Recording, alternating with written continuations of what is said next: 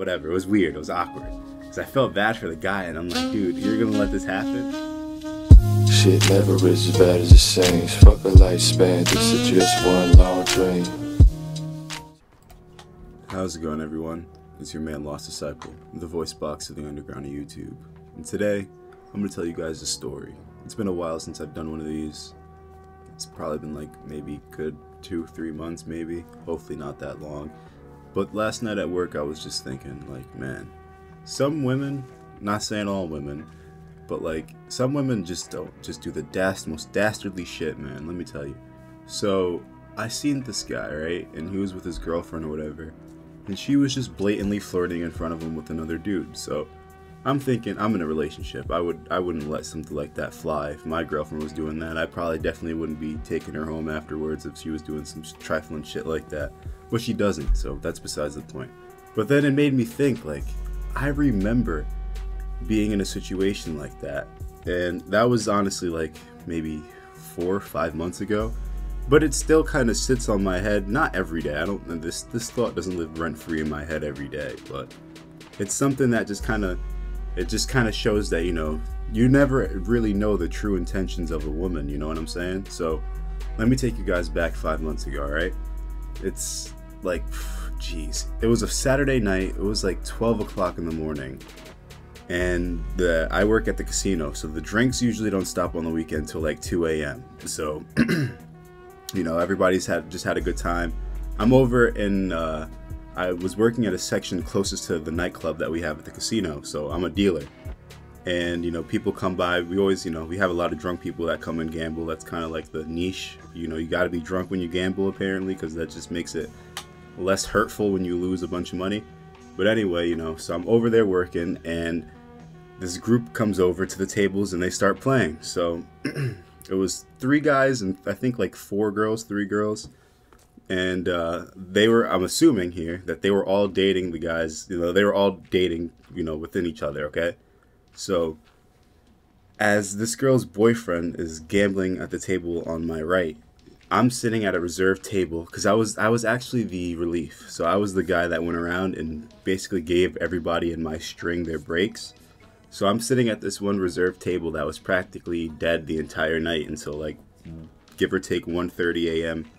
after these guys that came back from this tournament, you know, they sat down at the table. So I'm free. I'm just standing there, you know, dazing off, trying to just make time go by faster so I can get to 5 a.m. in the morning and go my ass home, you know.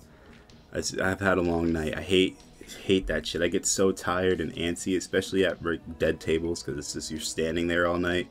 It's the worst fucking thing on the planet. But anyway, so this chick, I guess she was tired of watching her boyfriend gamble or whatever. I'm assuming she was drunk because the way she was slurring her words and her mannerisms a little bit. So she comes over, so she asked me, you know, hey, can I sit down? Because she was standing behind her boyfriend, because, you know, they can't sit at the table unless they're playing. But I'm at a dead table, so I'm like, you know, go ahead. I'm not going to tell you can't sit down at the fucking table. I mean, I can, but you can still do it anyway, because what am I going to do, right? So I'm like, yeah, you can sit down if you want. It's fine. There's nobody here. So I guess I unwillingly, I didn't know this at the time, but I guess that's like, I invited her in to like start a conversation with me. Because I'm not going to lie to you guys, all right? I have no fucking social cues with women for some, or I don't pick up on it until like really afterwards, because like, I don't know, maybe it's because I don't want to, but I didn't notice it at the time. So I'm actually pretty lucky. I have a pretty good girlfriend that I have now. So anyway, I didn't pick it up on it at the time, but I guess I invited her into having a conversation with me. So as she's having this conversation with me, she's trying to, like, first it was like it was simple shit. She was asking me like, okay, like, what's my name? What do I do for work? Obviously, like, she could see, but she wanted more in depth. She was like, oh, first she was like, how do I gamble? Like, how do I play this? And it was blackjack. So I'm teaching her. I'm like, so first, you know, like, you do this, this, and that. And then I ask her, I'm like, why are you at a casino if you don't even know how to gamble? And she's like, oh, because my boyfriend does it, and we were at the nightclub, so that we're done, that, you know, we got to kind of watch them gamble or whatever. So I was telling her how to kind of do it. And then she started asking me more personal stuff. So, like, you know, what I do outside. Like, first she asked me where I lived at. So I'm like, you know, I live over here in this part of town. And she's like, oh, that's too far for me. And I'm like, huh? Like, what the hell is that? Like, what the heck is that supposed to mean? That's too far for me. And then I'm like, well, where the hell do you live? I'm thinking, okay, that's too far. You must live closer to here than I do. I thought that was pretty close. And she's telling me she lives, like, literally about an hour and 30 minutes away from where I live at, and about 2 hours away from the casino. So then, okay, I'm like, wait, you're too far for you. You're talking about you driving over here to my house to do something with me? And I didn't say that, but I started, you know, I'm like, oh, I'm like, that is kind of far, but I do know where that is because I work over in that area. And then she was asking me, like, you know, what I do for, like, because I have, you know, I work outside of working on the weekends. So she was asking what I do for work, and I was explaining it to her, and then she was asking me, like, you know, more, like, I don't really, honestly, because I was so tired, I can barely really remember the conversation. I just know that as after this chick, right, after her boyfriend realized that this chick was basically, like, down, I know that doesn't sound like flirting, but you had to be in the situation to, like, understand what I mean by, like, the body language, alright? Because she was under the influence, so of course she's going to be, like, if she's not really fucking with her man like that. And I had basically had a lot more opportunities going on than her boyfriend at the time, so that's going to make me more attractive in the moment, especially if you had, like, 5 or 6 drinks in you. And I'm not that type of person to cheat, so I'm not going to really entertain it. And I didn't even know that was what was going on until, like, I'm going to get to the point. Her boyfriend peeped, right? So he tries to jump into the conversation and kind of, like, deter her away from me and onto him, because she was, like, leaning over, like, the table to, like, be, like, I don't know, whatever. It was weird. It was awkward. Because I felt bad for the guy, and I'm like, dude, you're going to let this happen? And she was, like, so he was like, all right, come on, we got to go, blah, blah, blah. And she was like, oh, like, you know, what's your name? What's your number? And I'm looking at him, and she's still sitting down. He's asking her to go. And I'm like, dude, she just blatantly cheated verbally on you in front of me, asking me my name and my number to make sure she could text me.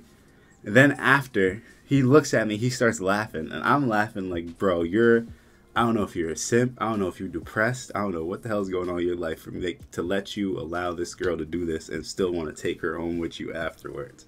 So, when he finally gets her to stand up to go and leave, she looks at me and she blows me a kiss, and I'm like, bro, I'm like, that's gonna be one big argument one day, or when they get home.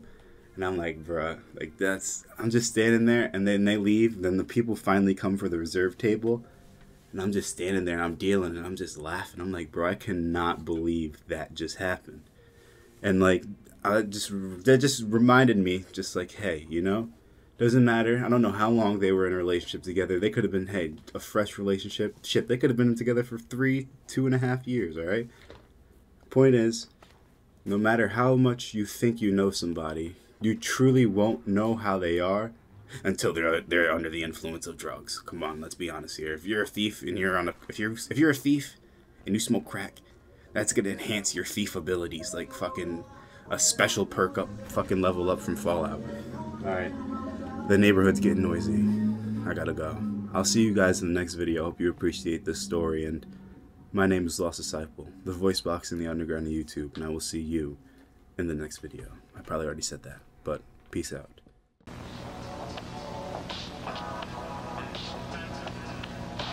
Color television, fan on the ceiling, abstract art on the walls, living different. 1989, talking on the phone, wind blowing hard, all the windows closed, turquoise sheets, pink pillows, Motel 6, that's room 24. Meet you in the morning, meet me here tonight. Vibrating bed, gotta say it all right. Black marble sink, gold in the faucets, fresh bar, so many shampoo bottles. Playing some Atari, she blowing on my cartridge. Room service knocking, I can hear him at the door. Do not disturb. Hanging